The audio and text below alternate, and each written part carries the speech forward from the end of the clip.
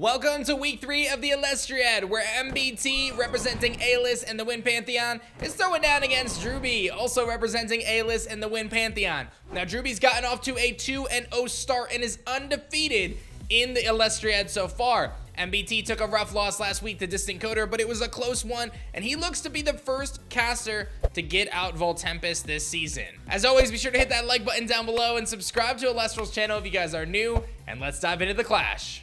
All right, here we go. Diving into this one, it looks like Drewby has an opening turn Astrabid, one of the most optimal plays turn 1. We've seen it throughout the Elestriad so far. Astrabid's incredible 5 defense just gives you such a great place to start, as you can hold off the offense onslaught and look at the top 3 cards of your deck and add one to your hand. I mentioned in our deck builder that Drewby has a really interesting strategy this week, bringing a lot of Ascensions, right? He's got a lot of Twindras, he's got those Glidesdales, he's got that Galvanum. He might even have a Lycavolt if I remember correctly. And those 2 and 3 cost Elestrals are going to be crucial if he can get them to the field.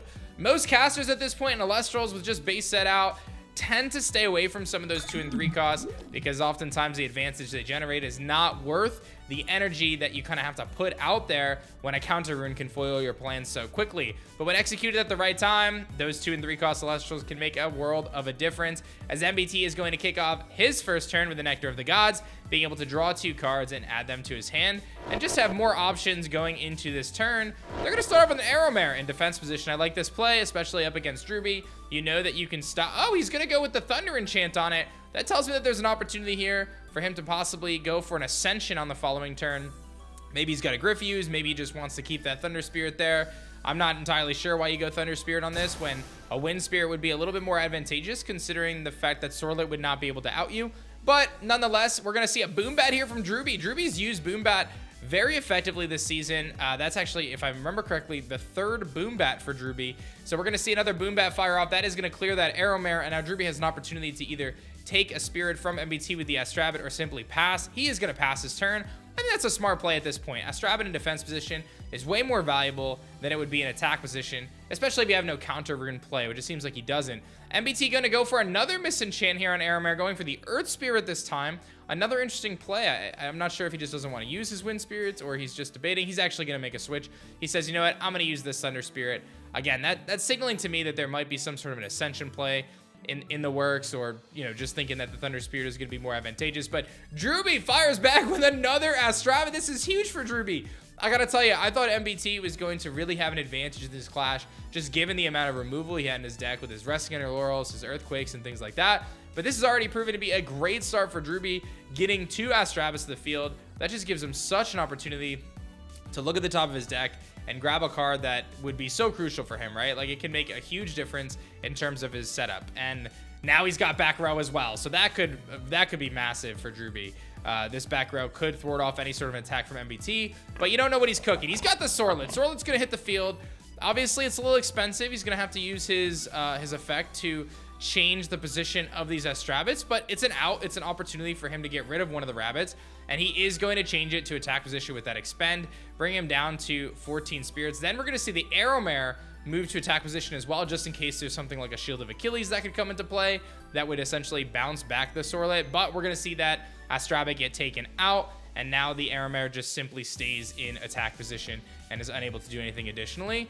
Drewby knows his timer is running low, right? He only has one more turn here to make a move before that Sorlet changes that Astrabit back. So he's going to need to make some offensive pressure, and he has the Hydrake. This is most certainly going to force a play from MBT, as MBT is going to need to stop this Hydrake from turning into a Twindra, because at the moment, Hydrake can crash into Arrowmare, get out Twindra, Twindra can crash into Sorlet, and get out Penterror, and that would be a huge play from Drewby, and obviously put MBT on the back foot very early on in this clash. With only 14 spirits to go, Drewby seems to have all the control and decisions to make right now, and that crash is indeed going to go through. Oh my goodness, are we going to see the Twindra come out? We are going to see the Twindra come out. It's time for a quick listen, and I got to hear what's going on. Yeah, I'm at 15, and then Twindra is going to crash into Sorlet. All right, this one I have to spend a second thinking about. Yeah, it's fine. So Twindra's at 5. Twindra's at 5-4, yeah. What is Penterror? He's a 13-8. 15-8. Jesus! He's a beefy boy. Man. I'm gonna Tsunami here. Yeah. that deck because I didn't do it because I thought I might be going back in. So I'm going to do that. If you want to cut, just let me know. A huge play from MBT going for the Tsunami right now to change the position of Twindra to defense as well as the Sorlet. And he's going to keep his Sorlet around for an additional turn, but he still needs to figure out a way to deal with this Twindra. Piga's going to hit the field. That's going to be able to clear the back row from Drewby. Let's see if Drewby has any sort of a response to this. I think you probably just let it go. There's not really much of an advantage here. You might lose your Astrabit to the Sorlet, but I think you just take this, and he is going to lose his Shield of Achilles. That's actually pretty big, and I'm a little surprised that maybe he didn't play it on the previous turn, but he had that Hydrake in the Twindra play, so I guess it all worked out. Sorlet has an opportunity to attack, and he is going to expend a Wind Spirit to change the position of that Astrabit, and now has the opportunity to freely knock out that Astrabit, as Drewby has no back row left to respond. But that Twindra sitting there in defense position is an absolute menace. If it's able to attack into the Sorlet and crash and get out Pantera, that could deal a devastating blow to MBT. We're going to see the change of position here. Twindra going to attack position.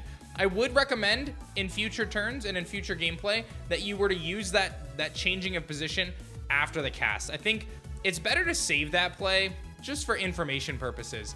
You cast the Arrow Mare first, then you would change the position of your Twindra there, just in case maybe your opponent has some sort of answer to it.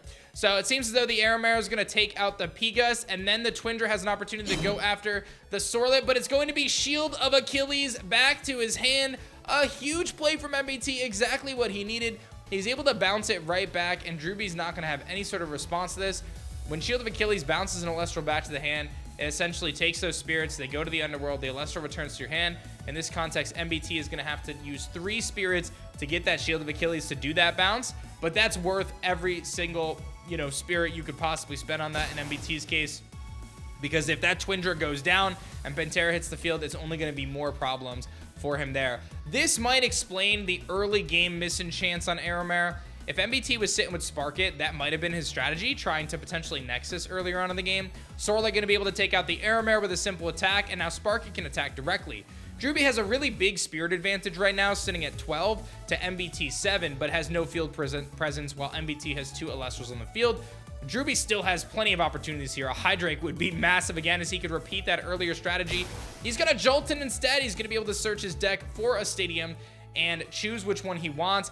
The problem here is none of the Stadiums he can grab are advantageous, because Mount Olympus is just going to buff the Spark It, and Island of Aeolia would just buff the Sorlet. So neither of those are going to be all that big, but Zeus will be, because Zeus can hit the field now, and it can make it so this Jolton can at least attack over the Sorlet by disenchanting the Zeus. One interesting kind of dynamic here is Drewby is running Zeus, and MBT would, in theory, be able to take advantage of that with Voltempest. So we saw some earlier clashes this week where Jay Johnny tried to utilize Trident of Poseidon against a deck that was using Poseidon. So I love that kind of stuff. But the disenchant comes off of Zeus. That's going to target down, I'm presuming, the Sorlet to drop its attack and defense by 3, and then allow the Jolton to hit over it. We're going to see the Mount Olympus play come off here from Drewby. A little surprised. Again, I don't think it's really all that advantageous if you're Drewby here, because you're just buffing the Spark It too.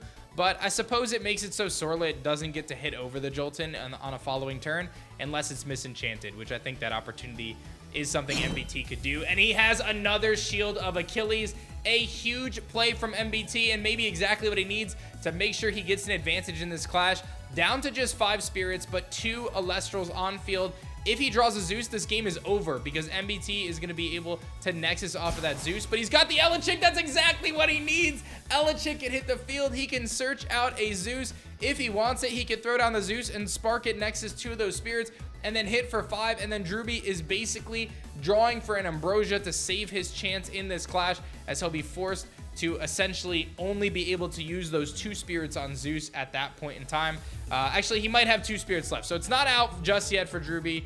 I don't know if we're going to see the Zeus play. We don't see the Zeus play, so MBT not going for the big play here, understanding that he has very few spirits left, doesn't want to use them too much. We got ourselves a very close clash, as it is 5-4 on the spirit total right now. Drewby's going to be drawing. He's got 2 spirits on field with his Zeus. He's going to pick up that card from the top of his deck. He's staring down 3 Elestrals. He's got a Thunder Spirit that's going to go down, and it's going to be another Jolton, obviously the same one that was bounced back to his hand the prior turn. This Jolton sitting at 5 attack with the Mount Olympus. he's got a couple choices to make. That Elechick's buffed up, the Spark gets buffed up, and the Sorlet is sitting at 5 attack. He can disenchant off the Zeus and be able to attack one of those Elestrals and knock them out as MBT has no back row. There goes the Sorlet, and now we've got 3 Elestrals on the field tied with the same exact attack stat. However, MBT now has the freedom to enchant either Spark It or Elechick and activate one of their Nexus effects. And there's an Ambrosia, a huge late game Ambrosia from MBT. That's going to allow him to regen 3 spirits back to his spirit deck. And again, I mentioned this opportunity of instead of recasting an Elestral or casting an Elestral this turn, MBT can simply enchant Elechick or Spark It and Nexus from one to the other to activate Spark It's hand rip effect, and then ultimately be able to hit over the Jolton as you would in theory have an Elestral with 6 attack due to Mount Olympus. Zeus comes down onto the field. It's going to make it a moot point as now Zeus and then Griffuse, he's going to go for it. Let's do a listen in. I'm going to Nexus using Griffuse's effect. Oh, okay. I'm going to Nexus from the Zeus using the Griffuse's effect. And now I'll trigger Griffuse's effect to special ascend into Vol Tempest from my deck. Yeah. Okay, so I do have to expend one here. Okay. I'm going to throw on another Lycoris. So Vol Tempest is broken. I will activate his effect. I'll disenchant a Wind Spirit to cause you to expend 3 from your Spirit deck. Oh, all right. That's game. And then I'll just Yeah, go combat. You got it, my friend. And there it is, ladies and gentlemen. MBT is the first caster of the Elestriad to get out Vol Tempest, one of the strongest Elestrals in the game. He pulled that free promo pack to get that Vol Tempest, and then he executes perfectly with his Griffuse in the late game to seal the deal. I don't think it actually mattered at the end. I think he was probably going to be able to take that one, given his board state with the Nexus from Spark It. But still some style points there for MBT as Vol Tempest picks up its first win of the season in the hands of the Yugiist. Is that what he calls himself? A Yugiist. Yugiist? Yugiist. As always, thank you guys so much for checking out the Elestriad. Be sure to like, subscribe, and leave a comment down below who you want to see next week, what your favorite match has been. And that's going to be that, guys. We'll see you guys in the next episode of the Elestriad.